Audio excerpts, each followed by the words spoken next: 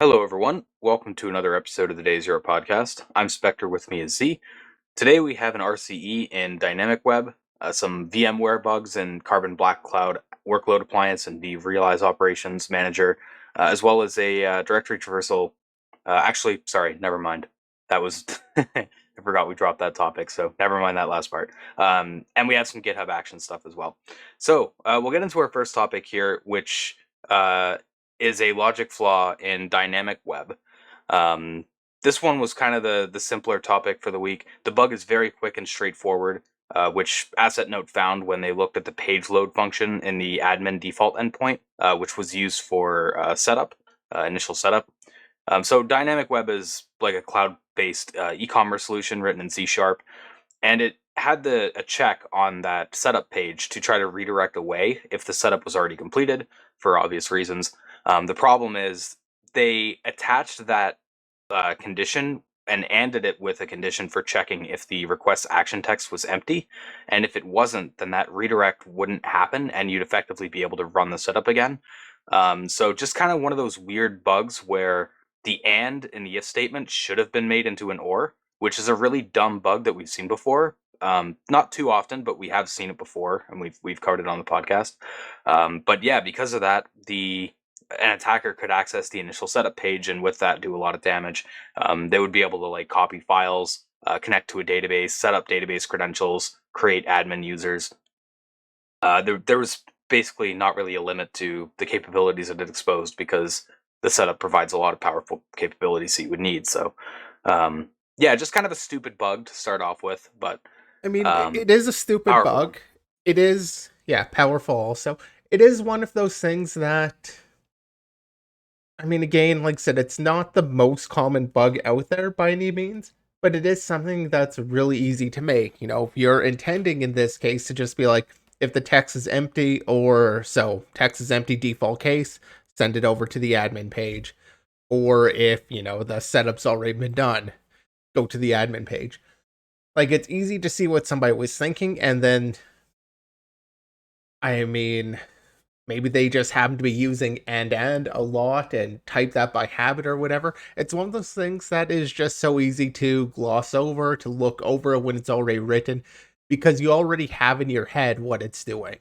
You're not really needing to parse it and figure out what's the point of this. You kind of already know. So when you read over this, you just miss the fact that it's doing the and there, and that kind of ruins the conditional where basically it's meaningless. Yeah, like you say, like I found myself doing it when I'm doing like code auditing. When I see an if statement, I just kind of gloss over it, and it has led to me like missing a bug before. Like when I was trying to look at some end days, just to get more familiar with the target or whatever, and I would try to look, see if I could spot some of those end days. Some of them were kind of based on that idea of like attaching the conditional in an and like this, and yeah, it's easy to gloss over for sure. But yeah, Yeah, not the too much to really other talk about in that post. Go ahead, Z. I was just going to shout out, it's not the case here. In this one, they don't have it. But the other thing that happens in these sort of conditionals is short circuiting can happen. So that's where maybe you'll do like a function call and another function call, or another function call actually would be the main case this happens. Um, and kind of somebody might write that expecting both function calls to still happen. Whereas if one of them returns true, it won't end up calling the second one. The whole if statement gets short circuited. Um, that's just another kind of conditional sort of issue that I've seen pop up. Oh, In that's a this good one to case, raise. Yeah, didn't really think about that.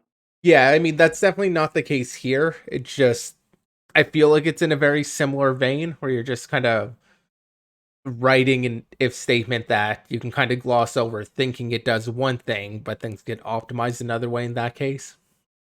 With these setup pages,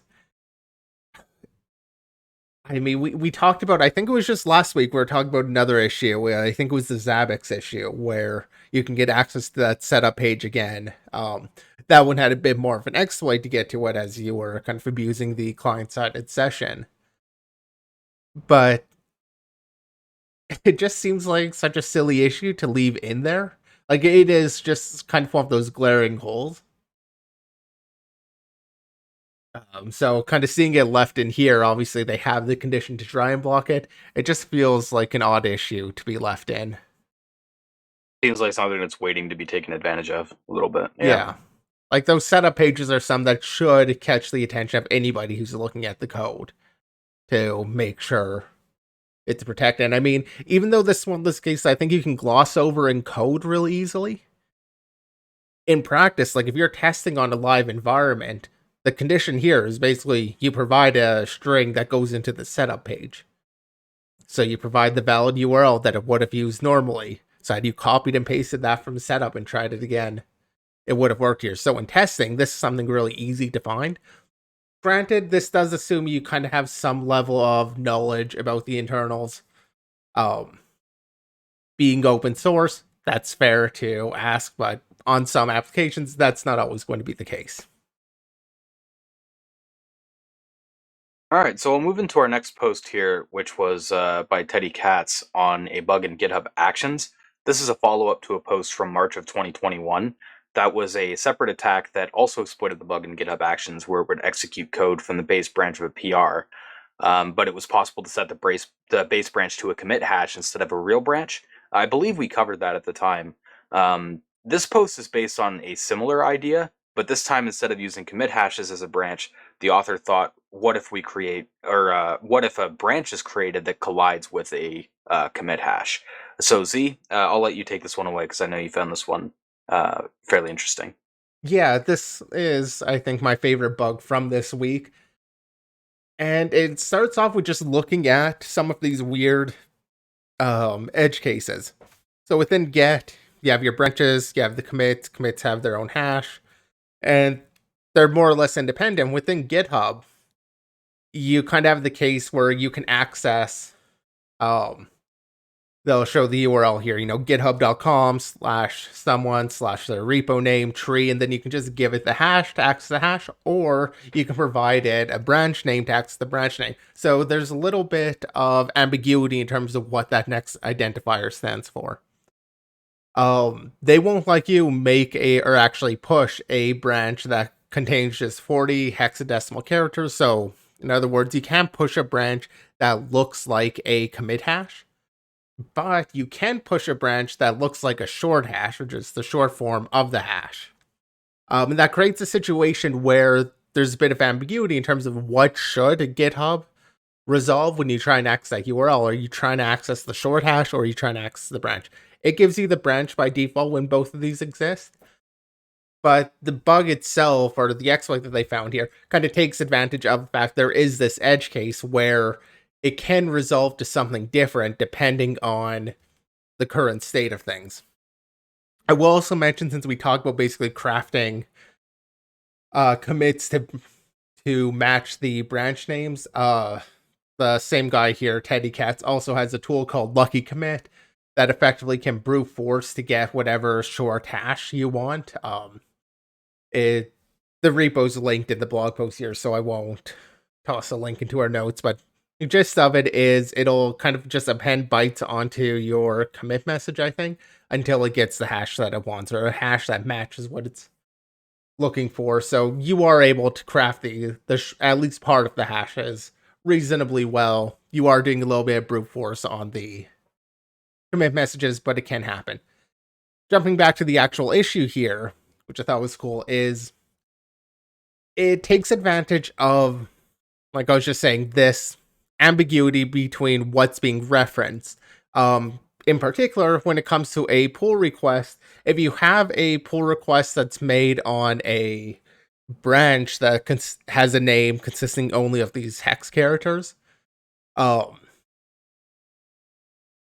if you create a pull request from like or you fork some other project, I guess one detail I also didn't mention is that forks, all of the commit hashes will be shared among the forks. So like you can have a commit hash from one fork accessed directly by the commit hash in another fork. That is kind of an important detail here, because what ends up happening is you create a pull request from some other branch to this hex branch or hex name branch, And just because it's text characters, it can still be reasonably okay looking. Dead beef being a classic hex name.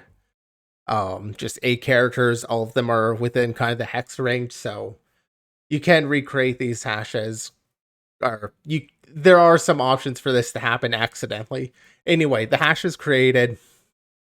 You create a pull request, or you create a fork also. Pull request into that branch, have it closed.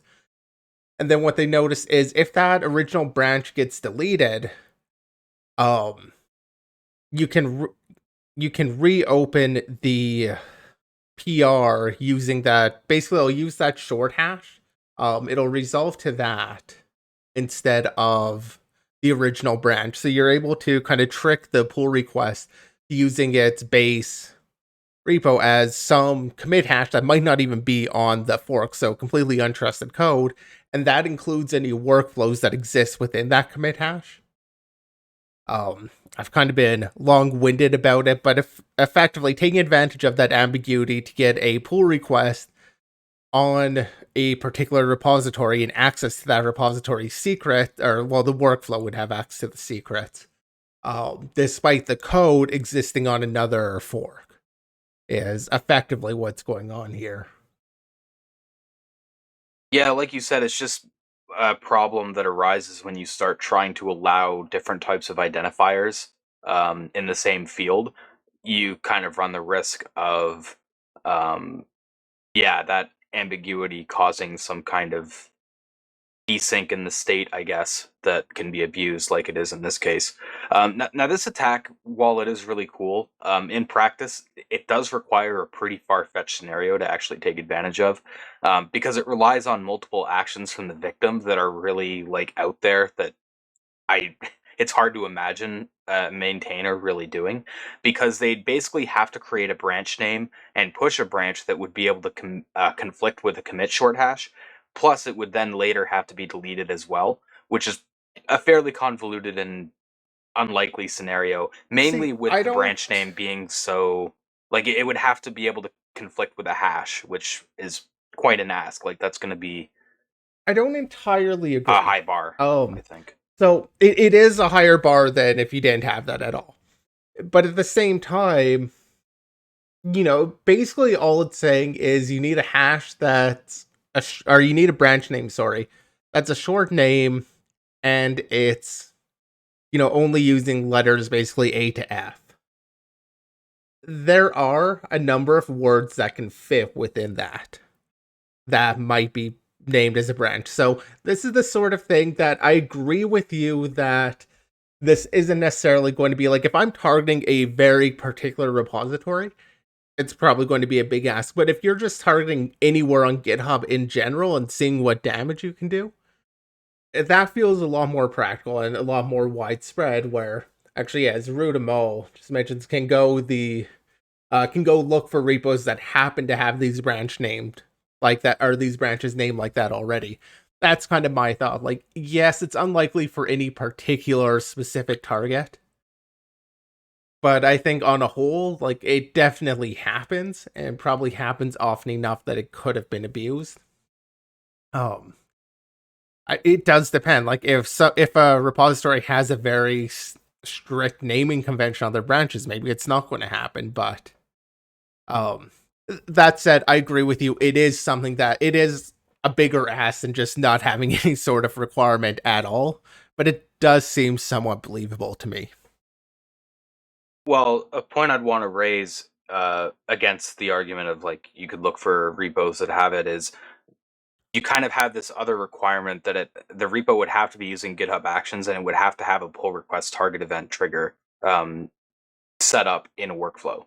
So you would need kind of both of those things together. Which okay, maybe you could still find some repos like that, but then you're trying like the overall objective of this attack is to steal repository secrets, which feels like more of a targeted attack to me. Like you're looking for a specific, you want to exfil secrets from a specific repo.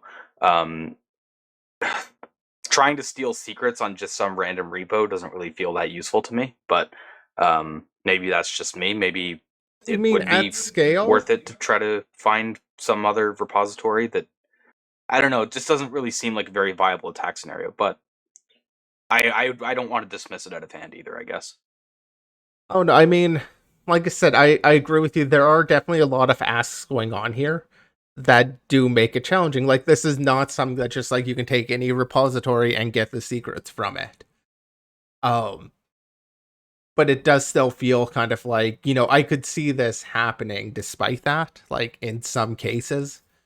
Um, it seems like an potential actual issue. I get where you're coming from in the sense of, hey, this, requires basically all of these steps, requires it be set up, have secrets, have this particular short name that can be mirrored like this. It is a somewhat unlikely scenario. I don't know. I mean, I feel like at the scale GitHub operates at, you could probably still find some reasonable secrets of that if you were to apply it at the entire scale. It does also require, as you're saying, it needs to be a then deleted branch, which then means you have to find these branches that match and then wait for one of them to get deleted, and then you can take advantage of this. Which is yet another ask, which I think, I mean, branches do tend to get deleted. I mean, there are long-lived branches too, but I'm I imagining was like a about to random ask. dev branch. Sorry, say again. I was, I was about to ask, have you ever actually deleted a branch? Because I don't think I ever have. Oh, I I've used usually Git a delete lot. mine. I use Really? branch. Okay. Yeah, I'll use a branch just to like quickly work on some particular feature or some particular thing. I'll do it, merge it back into main, and then delete the branch. Yeah, I I use Git a lot, and I almost never explicitly delete branches, so I was just curious on that. sounds like a So messy fair enough. repository. No, I mean it is another condition on this. Nonetheless, I like this bug. Like it's a cool bug, regardless of the practical efforts. I mean, realistically, this should be patched by now. I forget what the timeline was, but I do believe this is patched. Yeah, Yeah, so I fixed. was just So, I mean, it's not going to get abused anymore, anyhow. Um, I would have to imagine that it wasn't abused.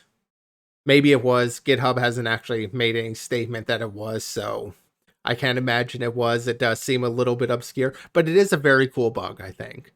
And it's one of those things where this sort of little edge case can lead to, I'd still say it's a significant bug, even if the attack scenario is somewhat limited.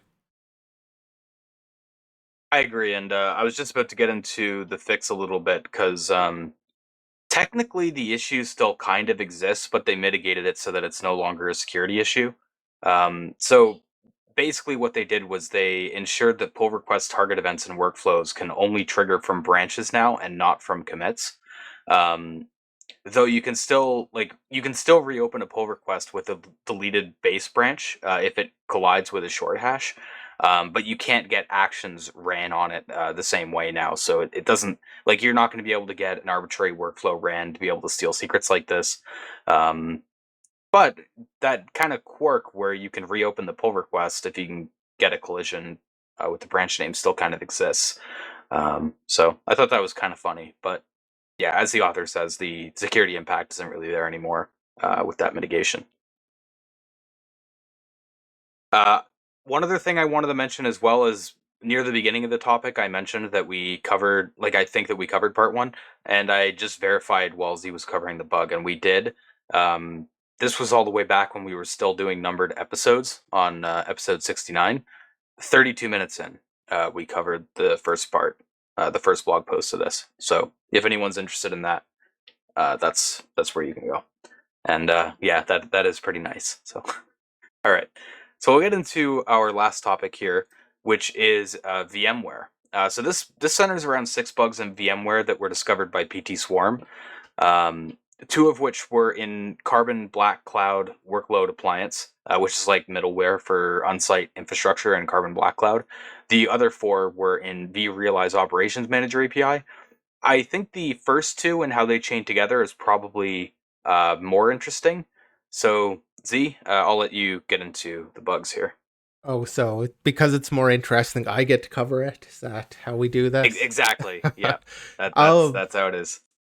Yeah, I agree with you though. The carbon black issue is the one I actually care about from this report. The others, I mean, they're bugs. They exist. Great. We'll cover them because they're in here.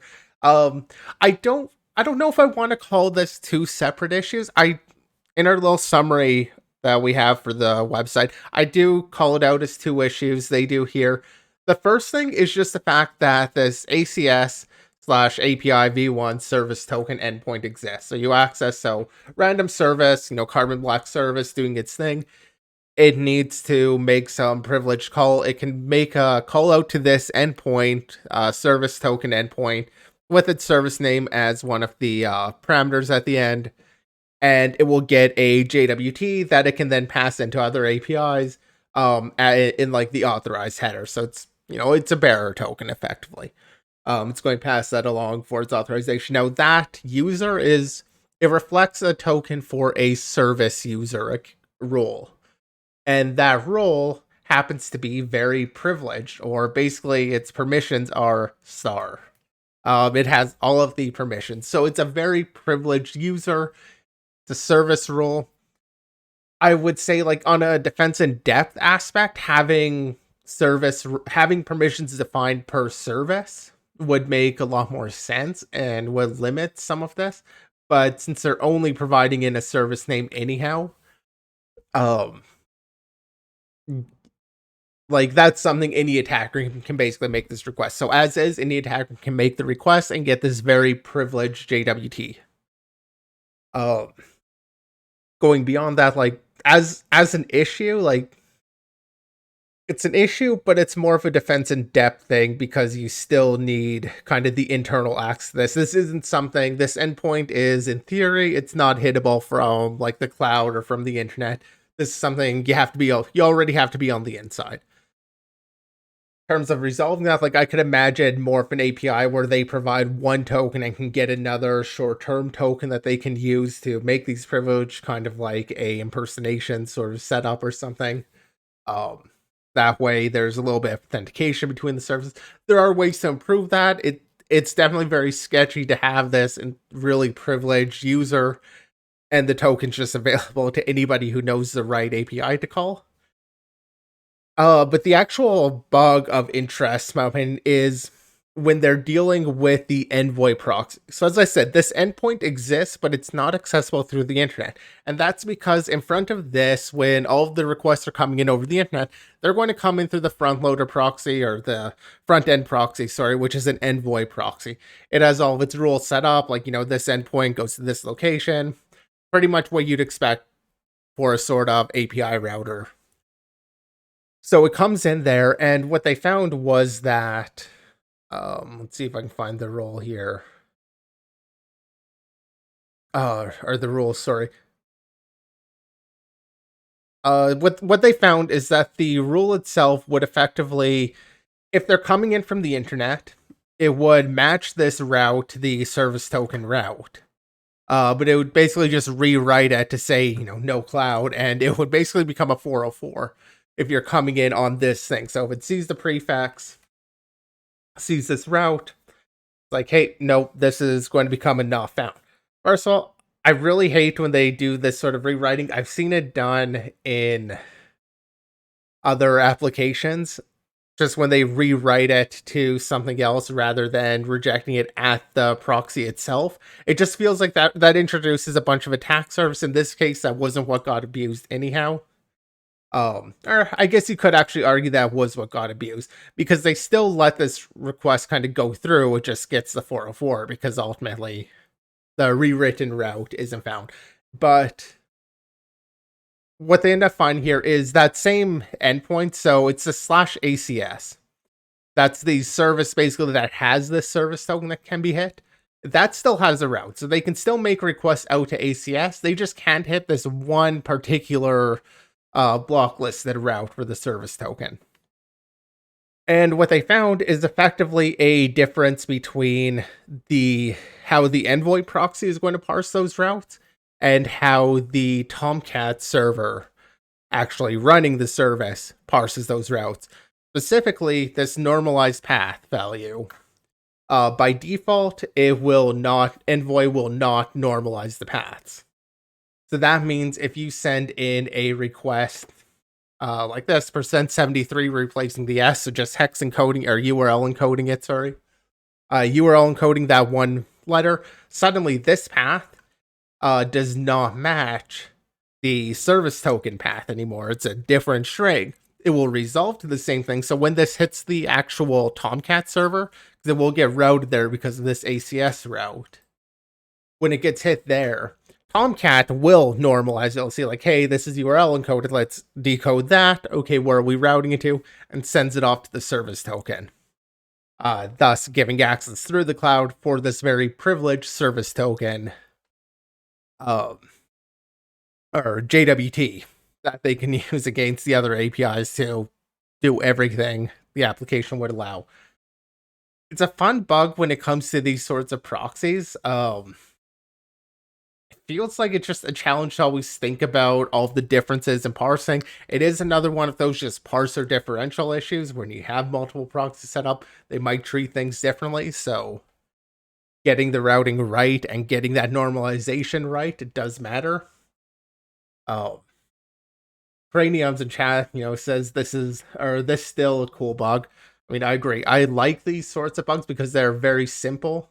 I mean, honestly, really any of these parser differentials where you have just multiple systems in place and you take advantage of the little differences between how they parse things, they just always tend to turn off these cool bugs. It's something that's not obvious or not immediately obvious because you kind of have to look at the bigger picture and multiple things in the setup. Whereas I don't like a lot of the time when I'm auditing something, I'm going to focus on a specific component and then move to the next. Whereas this is kind of an intercomponent issue. So yeah, it exists outside of the code, outside of the configuration in this case. And it exists in that overlap and in that interaction between multiple services. And we're seeing more and more in the past several years of these sorts of bugs where programs interact. We're starting to see bugs in kind of that glue in that interconnection space. So, I mean, this is just another case of it. I've definitely kind of seen this sort of thing with proxies before, not necessarily this specific issue, but proxies in general do feel like they can be kind of hard to get right.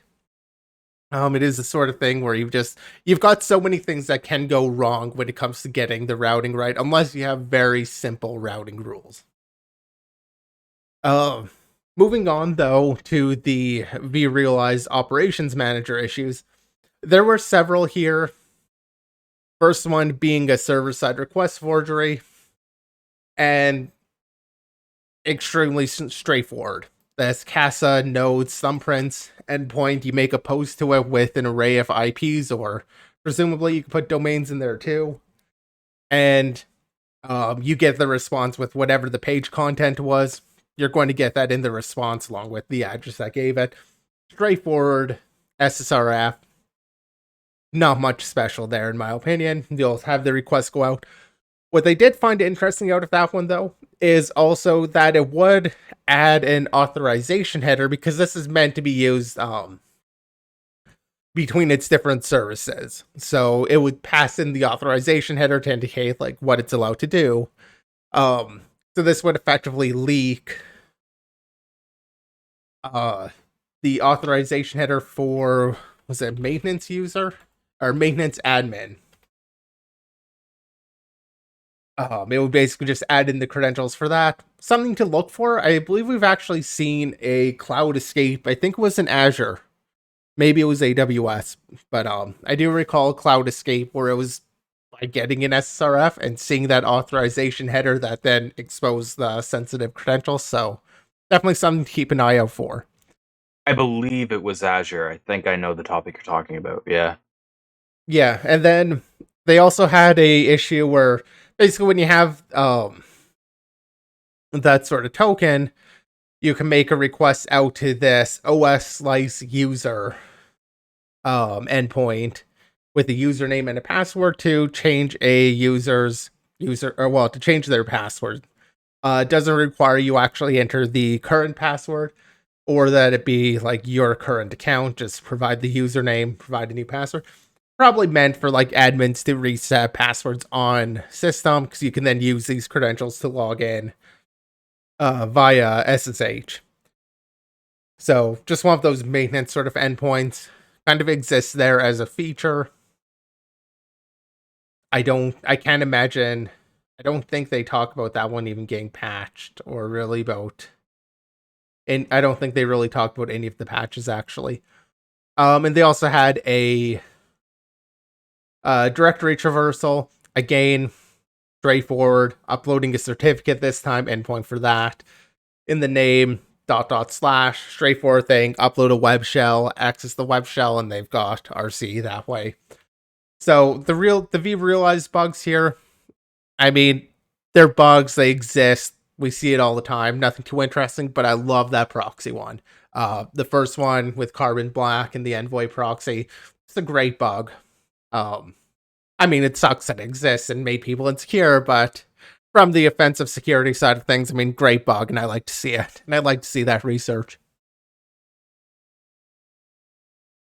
Something worth calling out is in the outro, PT Swarm mentioned that this research resulted in 9 CVEs of varying severities. So it seems there's some bugs that they found that weren't really detailed in this blog post. So I don't know if we might see another blog post coming out, or maybe there was one that we missed that had some of the other bugs. But yeah, it's just something I noticed kind of while I was scrolling through and you were talking about it. But yeah, with this blog post, yeah, I mean, it was well written blog post. So the bugs for vRealize were just kind of a collection of bugs, like you were saying, nothing super interesting there. But yeah, the first two were pretty cool, or if you want to call them two. I mean, that's kind of an interesting aspect to it too. Um, I would consider it two personally, but Yeah, I mean, there's definitely reasons to consider the overly privileged account, and especially exposing that to like any API, like that is an issue. It's also a design thing, so you could also consider defense in depth, but it's totally fair to call it an issue. I believe some of the other bugs that they might have been referring to of those 9 CVs were that PT Security also had a blog post last week that we didn't cover, that had some other VMware applications and vulnerabilities. So that might have been where the 9 numbers comes from. oh, fair enough. Might not have been specifically for these two. Yeah, last week's post, hunting for bugs in VMware View Planner and vRealize Business for cloud. Okay, cool. So that accounts for the other ones. And yeah, jumping back a little bit, that's kind of what I was going to say around the overly privileged token.